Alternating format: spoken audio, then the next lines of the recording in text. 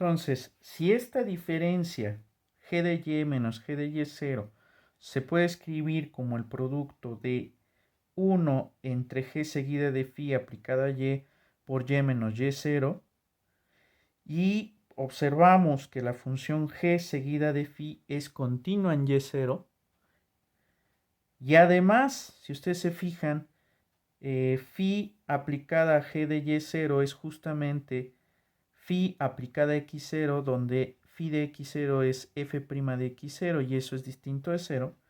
Por el teorema de Kara-Teodori, como esta función es continua, se sigue que la función g es diferenciable en y0.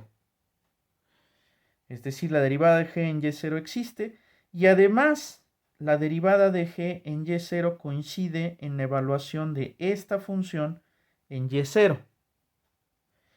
Pero esto lo podemos escribir como 1 entre phi de g de y0. Y g de y0 sabemos que es justamente la imagen, o sea, y0 recordemos que es la imagen de x0 bajo f. F seguida de g, recuerden que son funciones respectivamente inversas una de la otra. Entonces, esta expresión es igual a phi de x0.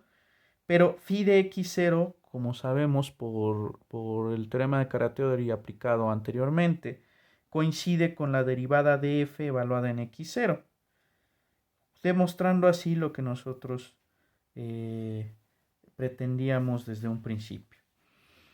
Entonces, de manera esquemática, lo que estamos haciendo es, vamos a pensar que tengo mi conjunto I, digamos, es un intervalo, pero vamos a ponerlo esquemáticamente.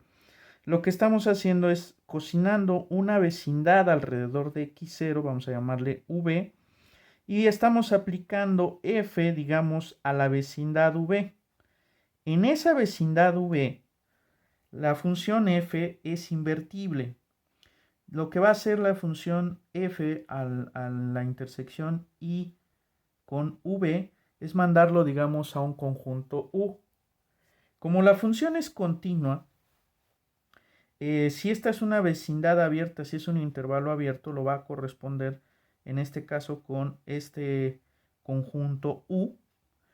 Y de alguna manera el punto Y0 va a ser la imagen, la estamos denotando como la imagen bajo f de x0. Entonces la función es estrictamente monótona en este conjunto, sabemos que existe una inversa y entonces lo que estamos haciendo es mandando el conjunto U otra vez al conjunto V a través de G, donde G es la función inversa de f. Entonces, aquí digamos cualquier punto que ustedes se tomen, como U es la imagen de V bajo f dentro de I, esto forzosamente es la imagen de una X bajo f, digamos X anda por acá. Entonces tiene sentido que la diferencia entre f de x y f de x0 se puede escribir como y menos y0. X, recordemos, es en este caso la imagen bajo g de y. Entonces aquí x es la imagen bajo g de y. A eso le voy a aplicar f. A f de x0 pues no le hago nada porque es justamente y0. Y entonces f aplicado a g, pues por eso les da y. Y aquí f de x0 pues coincide con y0. Entonces lo que estamos haciendo es sustituir el valor g de y en donde aparece una x, es por eso que aparece phi de g de y. Y aquí aparece g de y. Y de la misma manera x0 coincide justamente con la imagen bajo g de y0. Es por eso que tenemos esta relación que es un tanto cuanto confusa, pero lo más importante que hay que tener presente es que estamos aplicando el teorema de Kara-Teodori, es decir, la existencia de esta función continua que nos va a permitir justamente calcular la derivada de g. Vamos a hacer ejemplos del teorema de la función inversa. Entonces, considérese, por ejemplo, la función f de x como x a la n, donde x está en el intervalo 0 infinito con n par. Entonces aquí en este gráfico pues estamos colocando algunos ejemplos de x a la n con n par. Estos gráficos van a intersecar a la recta identidad en el punto 1,1. Y entonces, como estas funciones, si ustedes se fijan, son estrictamente crecientes en este conjunto, es posible considerar la función inversa, que de hecho coincide con la raíz enésima. Para graficar las curvas que representan a estas funciones, simplemente vamos a reflejar respecto a la identidad cada una de las curvas rojas. Por ejemplo, la curva que está más arriba, en este caso en el intervalo 0, 1, y que después queda por abajo, es la función cuadrática. La que seguiría sería la función cuártica y la que seguiría sería la función x a la 6. Entonces, reflejando, pues lo que vamos a obtener es que la primera curva que aparece hasta abajo, pues va a ser la raíz sexta de x, estamos reflejando respecto a la identidad, después la raíz cuarta de x y finalmente la raíz cuadrada de x. Entonces,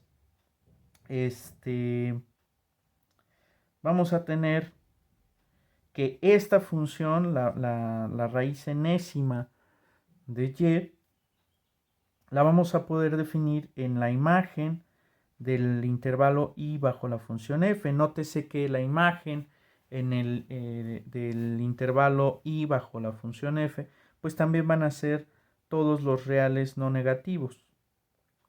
Es por eso que j nuevamente es el intervalo 0 infinito.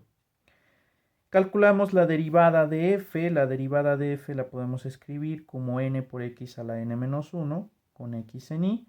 Nótese que esta derivada es distinta de 0 siempre y cuando consideremos x mayor que 0. Entonces, la derivada de la función g va a existir siempre y cuando y sea estrictamente mayor que 0. Y por el teorema de la función inversa, la derivada de g pues es justamente 1 entre la derivada de f evaluada en g de y. Ahora g de y es la raíz enésima de y. Entonces sustituimos en la expresión de la derivada de f la raíz enésima de y, obteniendo esta expresión.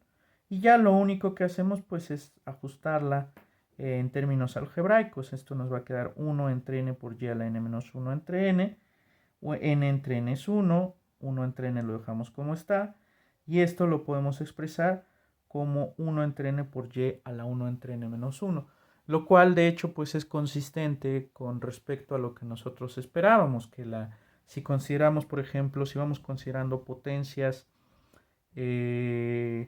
reales para esta función, pues lo que se espera es que la derivada baje la potencia y le restemos 1 a dicha potencia. En este caso pues lo estamos viendo para el caso de los racionales, ¿no? Vamos a ver que de hecho en el caso de los racionales la potencia va a bajar y también le vamos a restar 1 a la potencia.